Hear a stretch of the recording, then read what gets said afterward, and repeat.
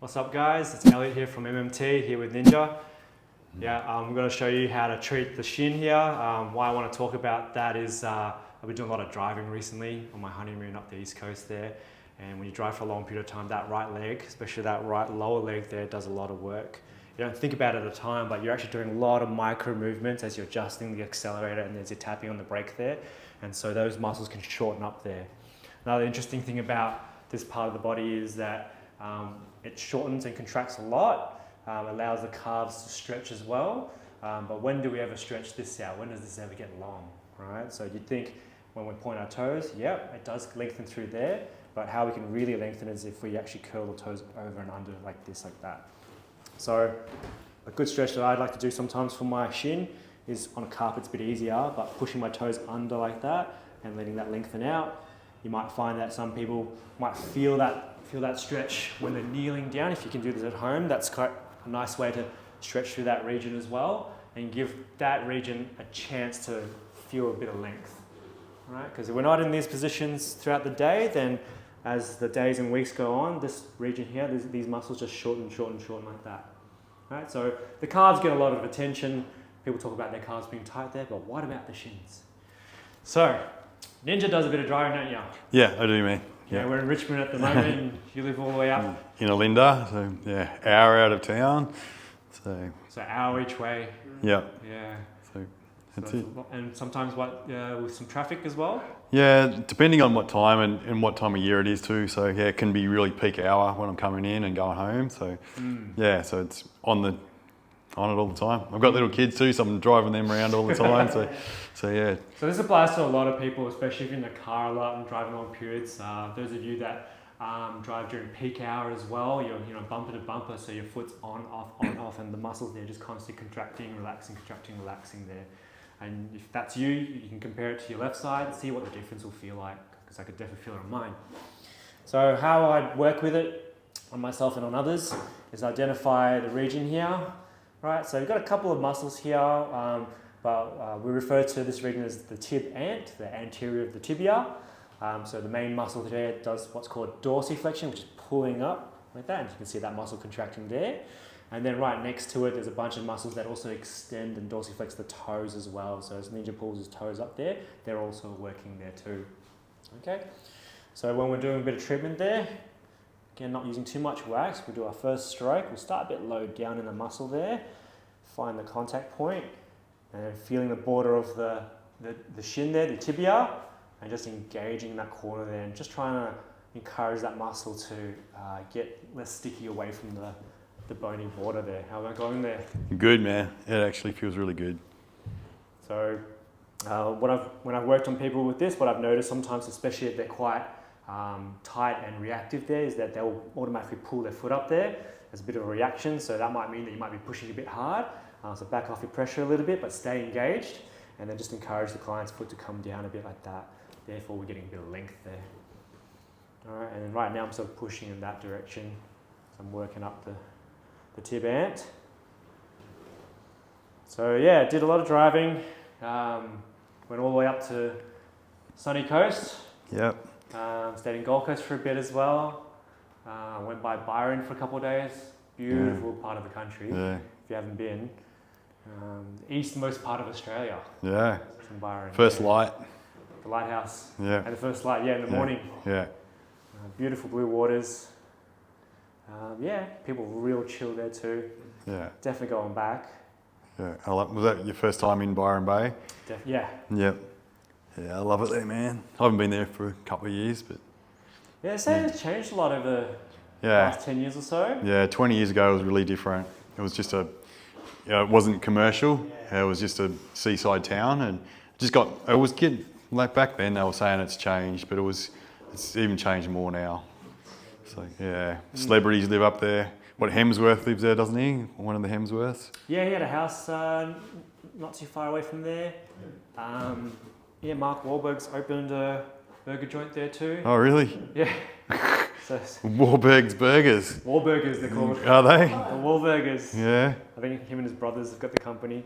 Yeah. And there's a lot of locations in America, but there's like 3 in Australia. All right. I didn't get to try that. I was too busy eating oysters. Hey, there you go. Yeah. That's what you need on your honeymoon. Hey, Isn't it? They work, yeah. all of them. Yeah. Dozen at a time, you know. Yeah, that's what you need. Dozen a day, is that what you had? Yeah. Yep. $2 oysters. Yeah. That's cool. Yeah, natural as well. Bit of lemon Yeah. into them. Yeah, just raw. Mm. That's it. But yeah, they're purported to be like a natural aphrodisiac. Yeah. Yeah, I could see how. Yeah. That's Then good. again, it was my honeymoon, so. The what are oysters? They're just like a mussel, aren't they? Or a I think Do- they're in do the they- no. mollusk family. yeah, no nervous system, do they? I'm not too sure. I Yeah. think they might actually. I've seen video of like an oyster's foot. Oh, they can move, so Okay. they can reach out and grab things and move. Okay. Yeah, they're just.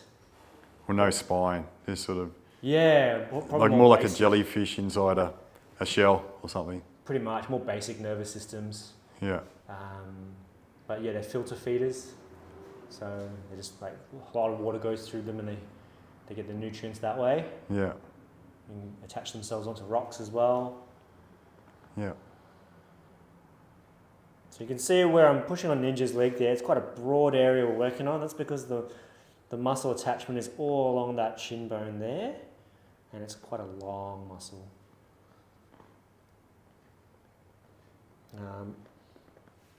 So not only is it good for tightness down in the lower legs there, but some people will develop a bit of knee pain, feeling the pain in through their knee there. It's because this muscle can be quite locked up, and when it's locked up there, it's no longer helpful as a shock absorber.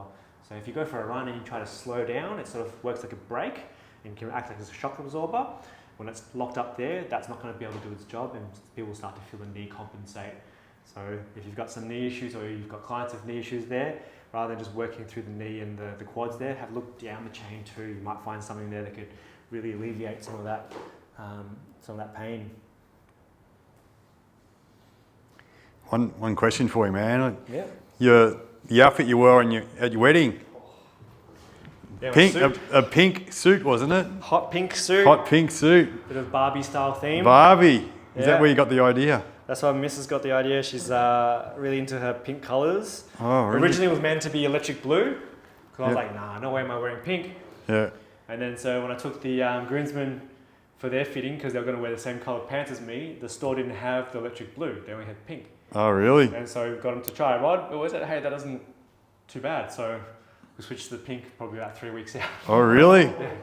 So 3 weeks before the wedding, you changed Theme it up. change, just like that. I reckon that's a classic. It's timeless. Yeah. Yeah, I reckon it's great. Yeah, so full pants, jacket and vest. And what was the other unique thing about your wedding outfits?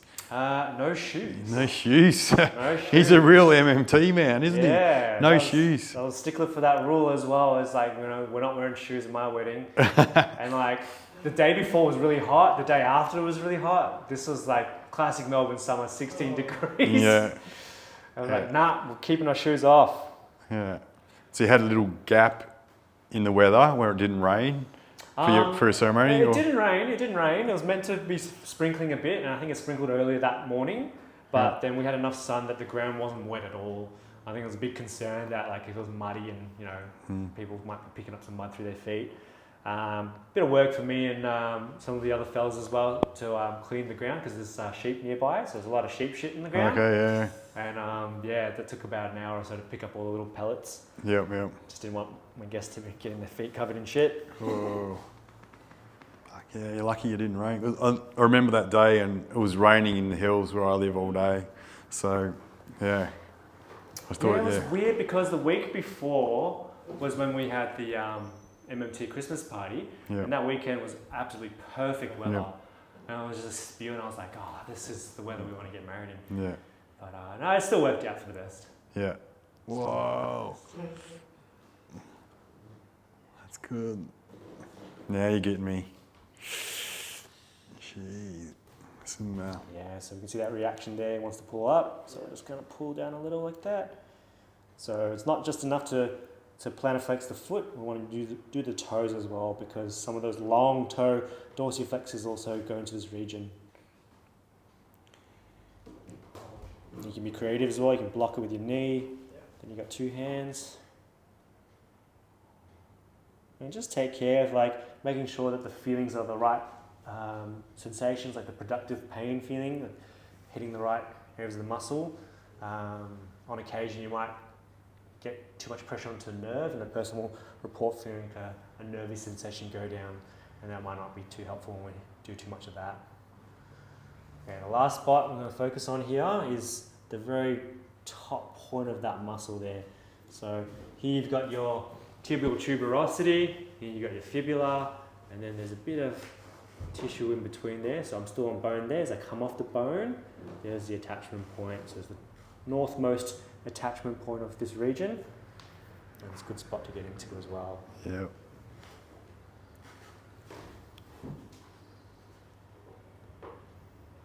Whoa. Feels good. Ripping into it. See your tattoo good today, mate? Your ice cream? The old Sisyphus tattoo. Got to get back on that. Being in the van for 3 weeks there, the ball was really rolling down the hill. Yeah. So noticed quite a bit of a drop in my fitness after all the beaches and tanning and ice creams and wines that we've been tasting as well. Yeah. Stuffing myself, which is good to do during holiday time with friends and family. But when that's over, it's back to work. Yeah. Get back to pushing that boulder up the hill again. Yeah. Yeah, it's good to relax, not have structure and to be places and stuff. It's good for you. But I'm going to challenge you to a bit of a detox. We're talking about it a bit earlier. I'm right into my detoxes at the moment, so yeah, might have to design a little mini one, little toe in the water. Yeah. For Elliot to reset the body a little bit and kind of have a look at the habits and what's coming in. Yeah. Have a see what signals I get from there that try to take over my mind. yeah. I'm going to be joining Darcy with his fast on Sunday. That's just going to be like a 60-hour one. Yeah. So getting the ball rolling with that, but then probably jump into a proper detox after. A big one. Yeah. Yeah. That'll be good. So the microbes in your stomach as well, that kind of can be talking, can't they? They talk about that a bit, how it's another brain. So they can be wanting processed food or whatever it might be. And maybe it's the wrong signals and you're not actually craving the carbs or something. It's actually the microbes in there that want to feed. So you can starve them off and It'd be really interesting to see how that changes the behaviour of me, because like I said, it could drive your cravings, your instincts, your decision making as well. Yeah. And it's that kind of conversation, who's in charge? Is Yeah. it Pierre or is it the citizens living inside me? Yeah. I can't wait for you to do some stuff and report back, and Yeah. it'll be fun to hear your angles on it and things like that. Yeah. It's in your face when you do these detoxes because all your shit's there because you kind of cover it up with distractions a lot of the time. So whether it's social media or eating or bedding, whatever we do, we're just distracting ourselves all the time. So we don't realise what our stuff is. So it can help you. There are better ways to feel good, hey? Yep, there is instant gratification. So it's a real long-term thing. When you're doing So detox. that'll be in the future. Yeah. In the meantime, you've got some tight stuff in your lower legs there. Think about your driving habits. Get into some of those stretching routines yourself if you want to. Even roll a ball onto that area if you want to as well. We've got that in the Fix It Yourself series on YouTube. So check in with that. Otherwise, check in with one of us. So see you guys soon. Done. Done.